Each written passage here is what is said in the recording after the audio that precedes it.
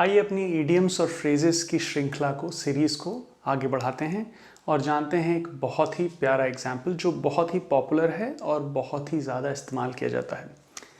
The elephant in the room. अब जैसा कि हम लोग अक्सर इडियम्स और फ्रेजेस के साथ देखते हैं कि जो वर्ड टू वर्ड ट्रांसलेशन होता है उससे आप इसकी मीनिंग के करीब नहीं पहुंच पाएंगे। तो the elephant in the room, एक कमरे में एक हाथी, कमरे में एक हाथी, इससे कौन सा कमरा है, कौन सा हाथी है, क्या बात हो रही है, शायद आप नहीं समझ पाए अगर आप इसके मीनिंग को नहीं समझते हैं। तो इसकी मीनिंग को क्लियर करने के लिए लेट्स सी टू एग्जांपल्स।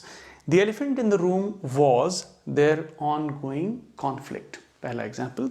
दूसरा, it's time we talk about the elephant in the room are declining sales. तो एलिफेंट इन द रूम की बात जब हम लोग करते हैं तो एलिफेंट तो आप समझ रहे ना, एक बहुत बड़ी चीज़ हुई, एक बड़ा जानवर है, तो एक बड़ा मुद्दा, तो बड़ा और सब लोग जिसको जानते हैं, तो एन ऑब्वियस प्रॉब्लम और issue that people are avoiding to discuss। मतलब क्या हुआ? अब अगर आप मुझे बताइए कि एक हाथी एक कमरे में बैठा है तो क्या उसको इग्नोर किया जा सकता है? एक सोचिए, कमरा है, उसमें एक हाथी है, क्या इसको इग्नोर कर सकते हैं आप? नहीं।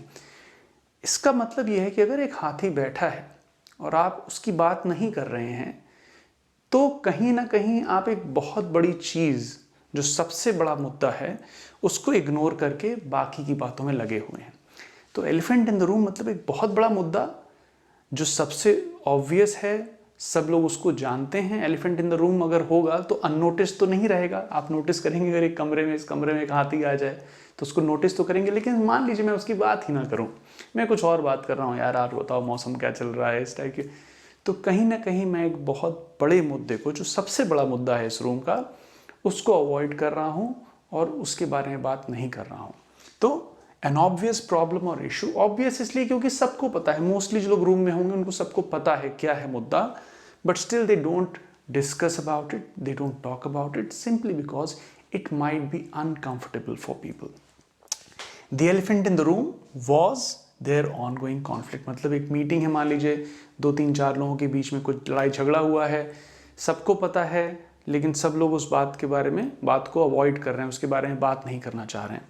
इन द सेम वे, मान लीजिए एक मीटिंग चल रही है, बहुत तरीके की बातें हो रही हैं, और भाई आज खाने में क्या है, लंच कैसा रहा, लेकिन मीटिंग का जो मेन मुद्दा है, सेल्स डिक्लाइन हो रही हैं, आर डिक्लाइनिंग सेल्स, उसके बारे में कोई बात नहीं कर रहा है, तो हो सकता है लीडर कहें let's now talk about the elephant in the room, क्योंकि सबको पता है, सब इसके बारे में सोच रहे हैं, लेकिन कोई इसके बारे में बात नहीं कर रहा है, क्योंकि थोड़ा सा डिस्कम्फर्ट हो सकता है बात करने में। थोड़ी एक ऐसी चीज़ है जो बहुत ईजी बात जिसके बारे में नहीं हो सकती। डिक्लाइनिंग सेल्स है तो किसी पे ब्लेम आ सकता है, कोई इसकी रिस्पॉन्सिबिलिटी ले या ना ले, इस टाइप की चीज़ें हो सकती हैं।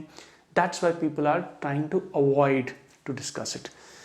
It's time we talk about the elephant in the room are declining sales. तो एलिफेंट इन द रूम एक बहुत ही ऑब्वियस, सब लोग जान रहे हैं, उस मुद्दे के बारे में बात हो रही है, लेकिन कोई भी उसको डिस्कस नहीं करना चाह रहा है।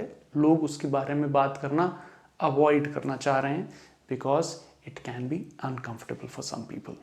आई hope this discussion helps you. कहीं कोई एक्सप्लेनेशन आपको और लगता है, आपको चाहिए, तो please let me know in the comments. I hope it helps. Take care.